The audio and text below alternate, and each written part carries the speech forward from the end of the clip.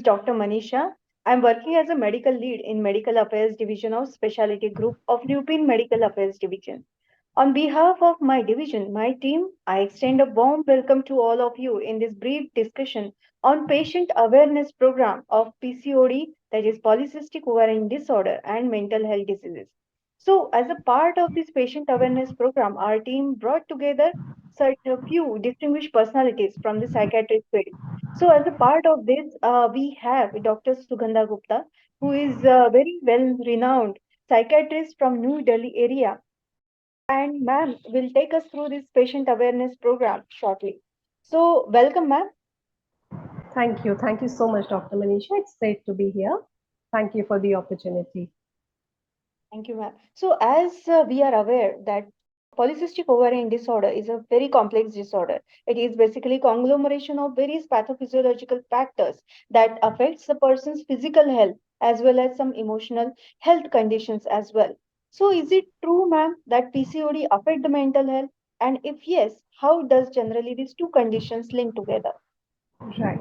So, Dr. Manisha, first of all, the fact is that yes, these two conditions are related very closely to each other. Research over the years has found that females who are suffering from PCOD have an at least 3 to 8 times higher risk of having a mental health disorder, especially depression and anxiety, when compared to the general population. Now, this relation is bidirectional. So, there are a couple of ways in which PCOD increases the risk for depression and anxiety. For better understanding, we can divide them into two groups. There are some biological causes and there are some psychological causes. So, biologically, it has been found that insulin resistance and obesity are increasing the risk of depression and anxiety. And besides this, there has been found to be an decreased production of serotonin, which is the happiness producing neurotransmitter in our brains, in patients who are suffering from PCOD.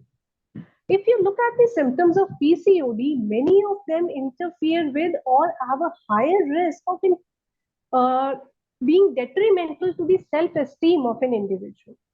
Hirsutism, that is increased facial hair, acne, weight gain, obesity, all of these cause a direct hit on the self-esteem and self-confidence of a woman, especially a young girl through adolescence and young adulthood. So that leads to low self-confidence, low mood, sadness, reduced interest in self, social isolation, which are all symptoms of depression. Anxiety also has been found to be much higher in individuals suffering from PCOD. So these females have social isolation and social anxiety. They avoid going out because they feel inept. They feel less confident of going out and meeting people. Besides obesity, acne, even some symptoms like tiredness, lethargy can also complicate depression. On the other hand, individuals who have depression also bring the at-risk population of PCOD into a full-fledged PCOD. How? Inactive lifestyle, carbohydrate craving, stress eating, lethargy, social isolation, all these also lead to increased risk factors for PCOD, hence increase the risk of PCOD or complicate the symptoms and prognosis of PCOD. So both of these illnesses are related to each other quite closely. Yes, very correctly said, ma'am. Thank you for this information. So, is there any particular signs and symptoms present in this patient suffering with PCOD that indicates that the patient is having some mental health illness now, and he or the person should now actually need help from mental health experts? So, what are these? Can you help us to understand and identify these early signs and symptoms in the patient?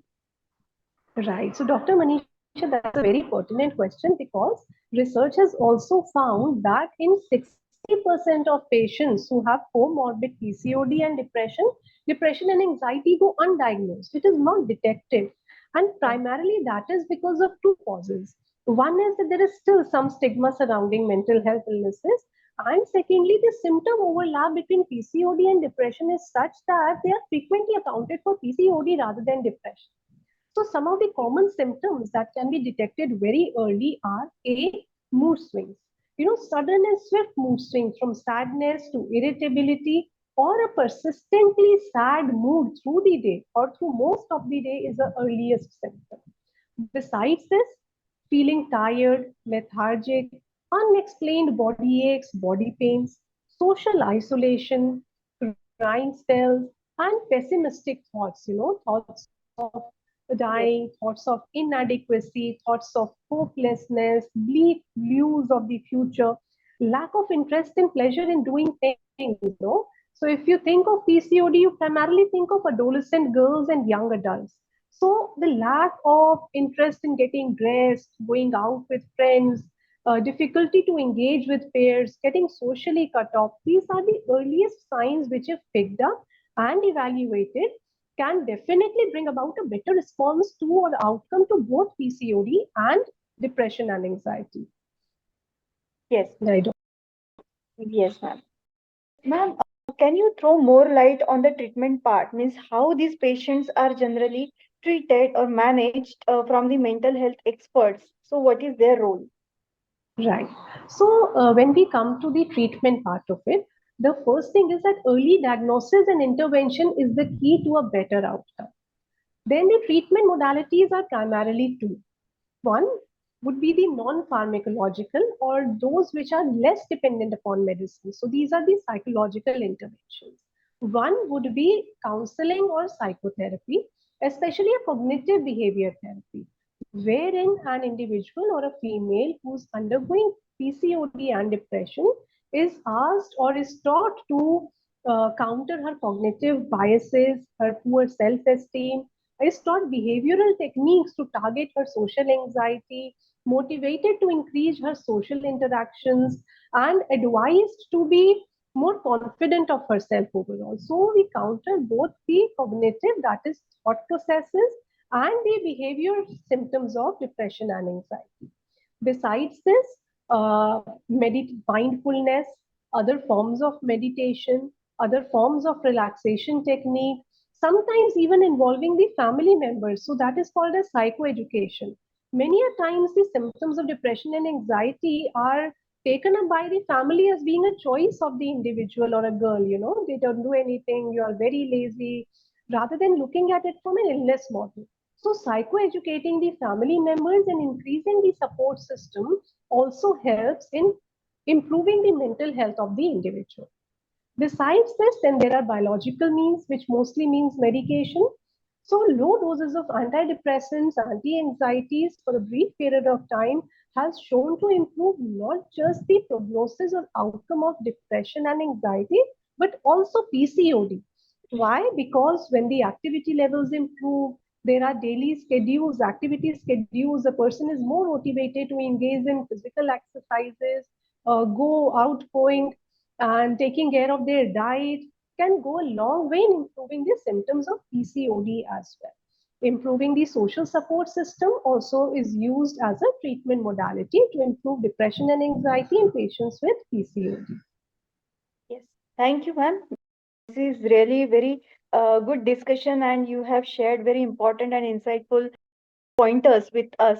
So, at the end of this session, what advice you would like to provide to our viewers on importance of regular mental health conditions and early detection? Right. So, Dr. Manisha, the first thing that I would suggest is to my viewers is that there is a lot of stigma and myth around mental illnesses and the treatment opportunities and alternatives.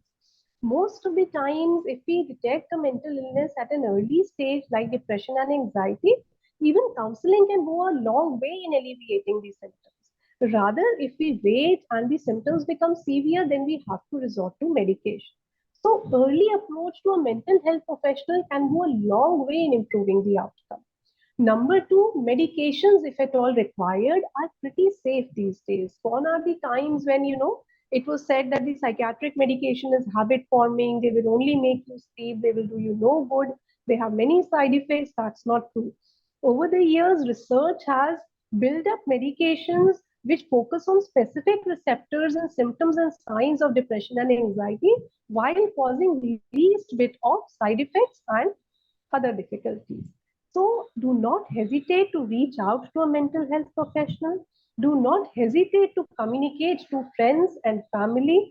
And on the other hand, if you also see a family, a friend, a cousin, a woman, a mother, or a sister who's suffering from symptoms which are suggestive of depression and anxiety, please be a support system to her, be an active listener, motivate her to seek treatment, and without a doubt, it can be very, very fruitful in improving the diagnosis of PCOD and depression both.